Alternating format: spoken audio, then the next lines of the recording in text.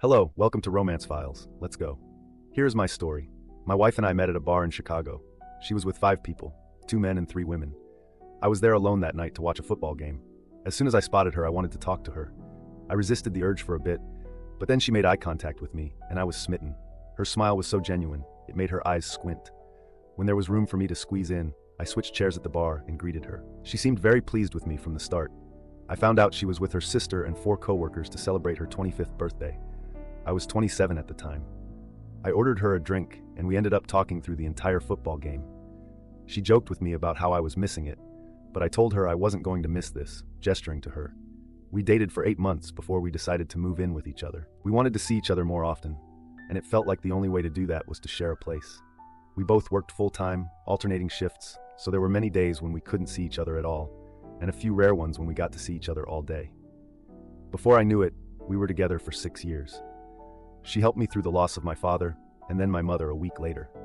She always said I was her rock, but I could only see it the other way around. She was creative, even in her empathetic sadness with me. We spent hours each weekend watching birds, marking the ones we saw in a book my mother used to write in.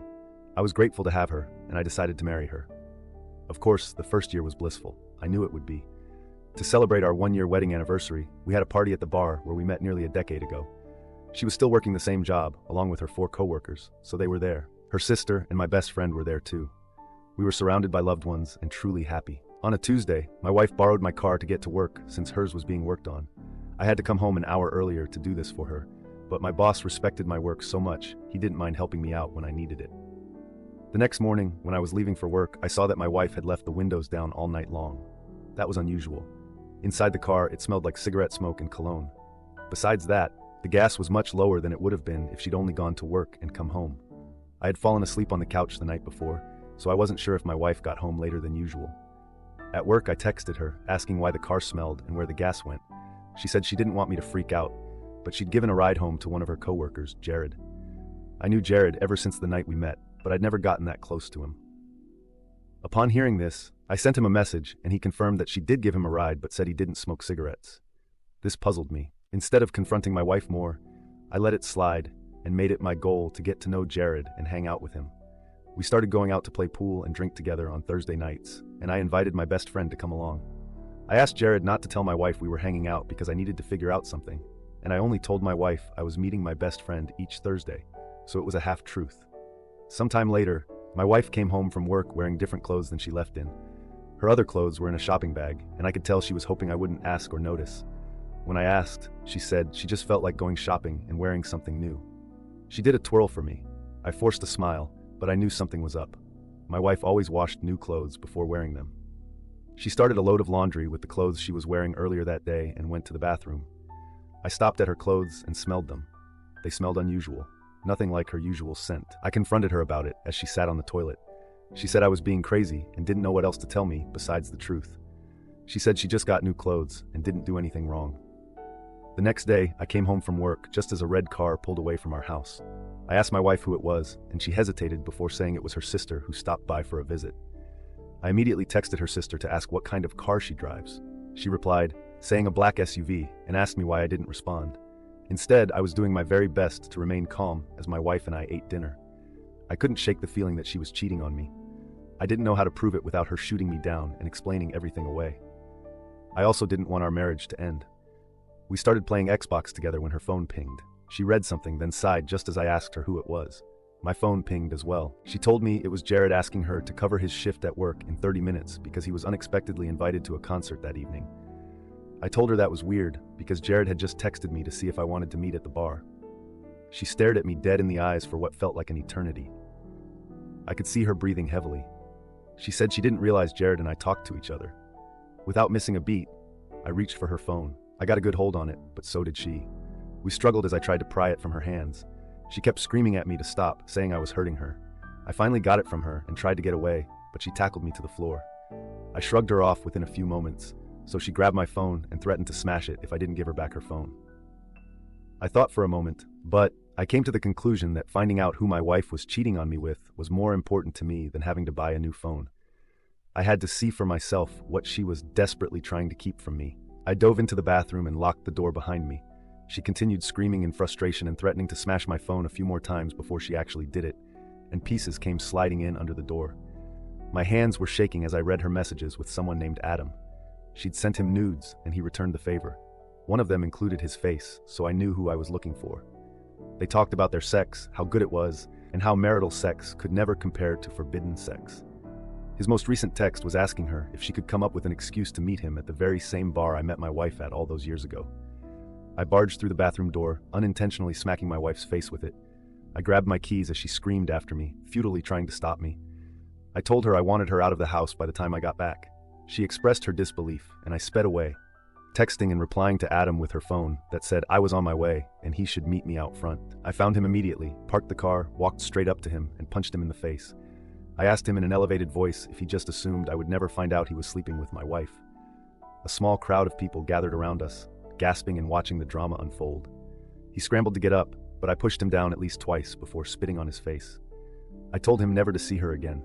He finally got up and stumbled away, holding his jaw. When I got home, my wife was sitting on the steps. She noticed the red on my hand and started questioning me. When I didn't respond, she started begging me for forgiveness. She said she never meant to sleep with him, and that it only happened once before he started sending her pictures and asking for more. I told her to get out of my house, and this time I yelled at her while looking straight into her eyes. I'm sure she saw no love coming from me because that was all gone. I threw her phone at her, and she caught it by luck, tears pouring out of her eyes like she was the victim. I forcefully told her again to leave, so she went upstairs and started packing. She sat in her car with her stuff for an hour before pulling out of the driveway for the last time. She went to live with her sister, who was an hour and a half away, and she quit her job that same night. It's been 2 years since this happened. We're officially divorced now, but every day since, she sent me a good morning text among other things, trying to get me to respond or show any kind of emotion towards her. She hasn't gotten a new job, and she's gained weight. Her sister is on the verge of kicking her out because she has no ambition in life. She tells me all this in the hopes that it will make me reply to her, but I never do. I'm starting a new relationship now, and I know that when she finds out, it will break her down even more. She knows she lost the love of her life, and there's no one to blame but herself. Opus, I am so sorry your wife did this to you. There is never any valid excuse to cheat on a spouse. Marital sex is supposed to be much more thrilling and special than sex with someone you haven't committed to. Being intimate with someone you've chosen to spend your life with is surely one of the greatest treasures anyone can experience in life, is it not? What so many of us strive for is to find and commit to one love that reciprocates our feelings and values us just the same. The moment infidelity happens, that promise and the sacredness of the marital union is destroyed. It can't be repaired or brought back. Being enough for someone isn't enough.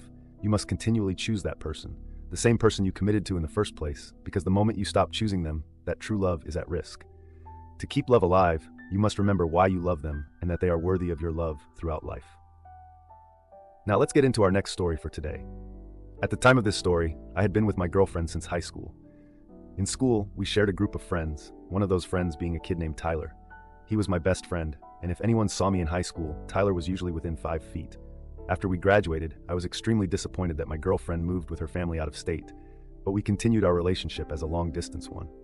Since she moved away, I was only more encouraged to enlist in the army, just as my grandfather, father, and older brothers did before me. I served 4 years in Afghanistan. Right at the end of the 4-year mark, I noticed a lump in my testicles. I had surgery on them to remove whatever it was. It turned out to be benign, so not only did I have that to be thankful for, but I was also back in my hometown with my own place to live. Sure, I was recovering from surgery with a diaper on, but I was happy. My girlfriend made the long journey to help take care of me and potentially move in. During all this time, I kept in touch with Tyler, but he told me he couldn't make the trip to come see me and didn't know when he'd be able to. On the first night my girlfriend was in my home, she cleaned up for me and offered to cook us something for dinner. She asked me to look up a recipe for chicken cordon bleu, but my phone was unexpectedly dead and wouldn't charge. She seemed a little hesitant to hand me hers, asking me more than once if I were sure my phone wouldn't turn on. She passed it off as if she was just disappointed I didn't have a phone anymore, and finally handed me hers. In the midst of looking up a recipe, a text message from Tyler came up across the top of the screen. He asked if I suspected anything. My heart rate picked up and my stomach started to hurt. I clicked on the message, and it felt like my stomach jumped into my throat. My girlfriend had been texting him the entire drive to my house, talking about how she was great at keeping secrets and playing it cool. Tyler was extremely anxious that I was going to find out about them. They'd been having sex while I was deployed, even referring to it as a sexcation. I wasn't sure how long they'd been going at it, but it had apparently happened quite a bit. I saw every part of Tyler I never wanted to see, and he had photos of everything. My girlfriend pretended to be so modest about pictures that were sent between them on my birthday. Even one of the pictures was the same one my girlfriend sent me. That was also at least one day I had talked to both of them on a video call. I never suspected them of anything, and they never even told me they talked to each other. I was under the impression they lost contact after high school. Suddenly, my world was crashing down, and I was hungry and helpless. My girlfriend asked me if I found anything good, and all I said was, yeah, and showed her the texts. Her jaw dropped, and she turned red. She grabbed her phone from me and swore that they never actually had sex, claiming it was all fantasy talk, and they were only worried about me finding out they'd been sending pictures and having video calls. I told her I wasn't about to believe her lies. I told her to leave me and never come back. She was shocked. She tried to ask me how I was going to recover alone, but I told her I'd be better off figuring it out myself than with a backstabbing piece of trash. She withdrew into herself, gathered her things, and left. At that moment, I was proud of myself for kicking her out, wearing a diaper and all. I didn't have a phone, so I survived in my home until I was well enough to go out, replace my phone, and order some chicken cordon bleu. Thankfully, the army made it easy for me to survive and be comfortable living alone. I waited until I was ready before I jumped back in the dating pool. I hadn't been single since high school, but in a way I was alone the entire time. I never truly had a girlfriend or best friend. Tyler reached out to me just an hour after my ex left my house, but I never responded to him. He proved he wasn't a friend at all. Everyone in my hometown knew of us, and eventually found out what my high school sweetheart did to me while I served in Afghanistan and recovered from surgery. Each time she tried to come back and visit, no one wanted to see or talk to her. She brought Tyler along, which made it worse. He knows they aren't welcome there anymore. The last time they visited, I heard they were arguing in public. My ex's parents have since moved back here, so she's extremely embarrassed and just wants to move on but can't, not after betraying me as she did. I'm regarded as a war hero, neighbor, and friend around here, and I think justice has been served. Opus, my reaction aligns with the common mentality in today's society. I feel as though long-distance relationships rarely go as planned. A man can be worthy of the same loyalty he's offering a woman, and yet never find it, with shortening attention spans, heightened lust, and naivety spreading like a plague. It's better to learn to love the sanctity of being alone and loving yourself. Then, when a worthy woman presents herself, you'll know it, and you'll be ready to love. I'm happy to hear that you're doing well, and I wish you the best of luck and love in life. Thank you all for taking the time to listen to today's stories. That's the story. If you liked it, please support us with a like, as well as subscribe to our channel. Write in the comments what you think about the story. Thank you for being here with us.